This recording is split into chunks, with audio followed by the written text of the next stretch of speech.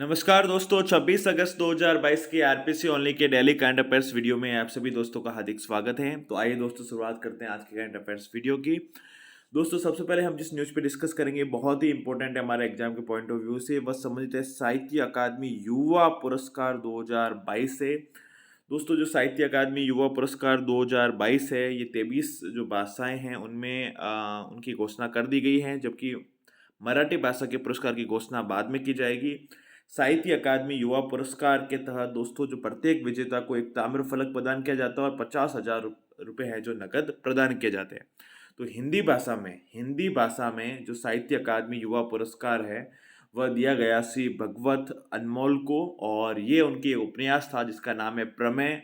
उस उपन्यास के लिए उन्हें प्रदान किया गया श्री भगवंत अनमोल।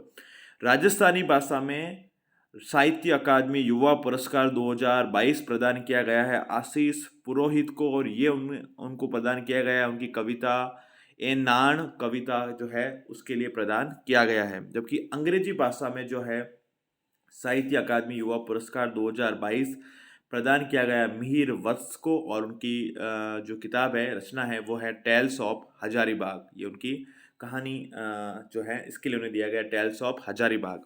तो पूछा जा सकता है कि साहित्य अकादमी युवा पुरस्कार 2022 राजस्थानी भाषा में किसको दिया गया?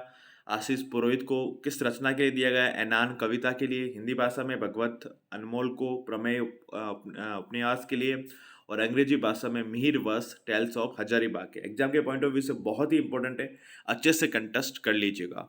आगे बढ़ते हैं दोस्तों, यहाँ पर समझते हैं साहित्य अकादमी बाल साहित्य पुरस्कार।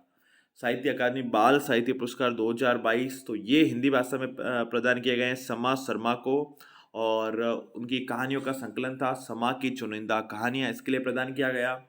जबकि राजस्थानी भाषा में साहित्य अकादमी बाल साहित्य पुरस्कार प्रदान किया गया विश्वामित्र दादीज को, और ये प्रदान किया गया माछलियारा आंसू के लिए प्रदान किया गया। अंग्रेजी भाषा में प्रदान किया गया अर्शिया सतार को, उनकी रचना महाभारत फॉर चिल्ड्रन, इसके लिए प्रदान किया गया। यहाँ पे बाल साहित्य है, ये ध्यान रखिएगा।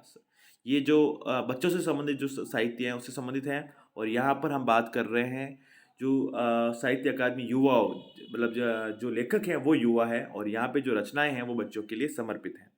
आगे बढ़ते हैं दोस्तों, यहाँ पे हम बात करेंगे इंपॉर्टेंट कंटेंट है विक्रम दोराई स्वामी से संबंधित हैं। विक्रम दोराई स्वामी जी हैं, उनको इंग्लैंड में जो है भारत का हाई कमिश्नर उच्चायुक्त नियुक्त किया गया है। तो इंपॉर्टेंट सवाल बन सकता है कि इंग्लैंड में हाल ही में भारत का हाई कमिश्नर उच्चायुक्त किसे नियुक्त किया गया है? तो विक्रम दोराई स्वामी को नियुक्त किया गया। अगली जो न्यूज है ज़्यादा इंपॉर्टेंट तो नहीं, लेकिन थोड़ी सी जानकारी होनी चाहिए, सांचौर जालोर से संबंधित है।